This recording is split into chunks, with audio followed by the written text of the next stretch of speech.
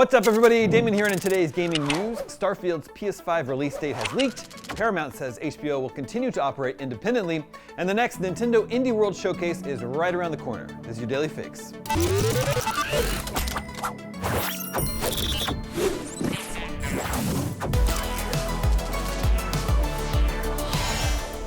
Reliable video game leaker Bill Kuhn has revealed the release date and price for Starfield on PlayStation 5 ahead of an official announcement from Bethesda and Microsoft. In a post on Deal Labs, Bill Kuhn said Starfield will arrive on PS5 on April 7th and it will have a physical edition. Assuming this release date is true, Bill Kuhn regularly and accurately leaks PlayStation Plus games, so we have reason to believe it, Bethesda's sci-fi game launches on PlayStation 2.5 years after it debuted on PC and Xbox Series X and S back in September 2023.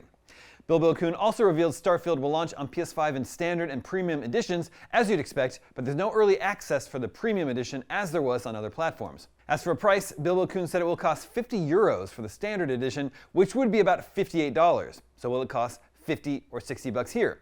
There's no word yet on a price for US or an official announcement. Starfield launched in September 2023 as Bethesda's first brand new IP in 25 years, but it was not as well received as the studio's previous games in the Fallout and Elder Scrolls franchises. The Shattered Space expansion, released a year later in September 2024, has a mostly negative user review rating on Steam. Moving on, Paramount boss David Ellison has said that HBO will continue to operate with independence after the Warner Bros. Sale is completed, despite plans for HBO Max and Paramount Plus to be merged into a single subscription. Ellison made the remark today during an investor call per Variety, in which he discussed plans to put the two services together and combine the company's pool of 200 million subscribers to compete with the leaders in the space. Those leaders include Disney Plus, which ended 2025 with around 131 million subscribers, plus Paramount's former Warner Bros. Bidding rival Netflix, which has 325 million subscribers worldwide.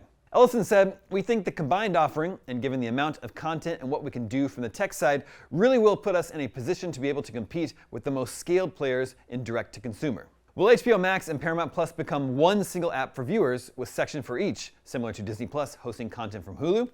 Right now it's not totally clear, though Ellison went on to reference bringing the platforms together.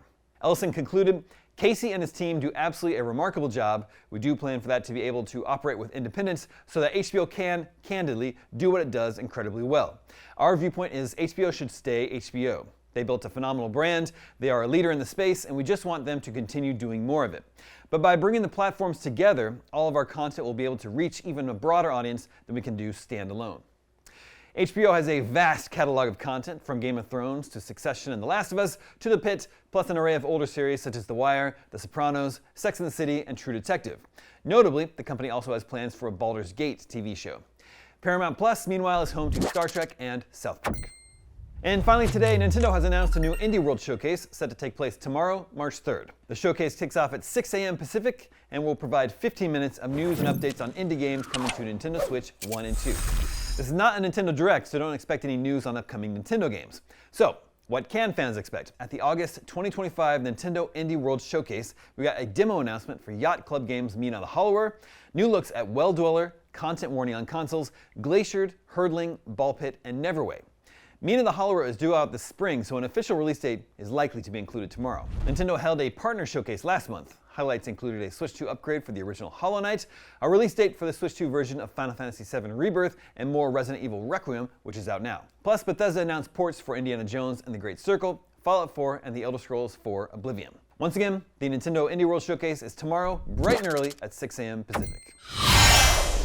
And that is your Daily Fix for Monday, March 2nd. Heads up that IGN Deals is now IGN Finds. It's the deals and pre-orders you already love, now with news, product drops, stock alerts, and even more weird finds from across the internet.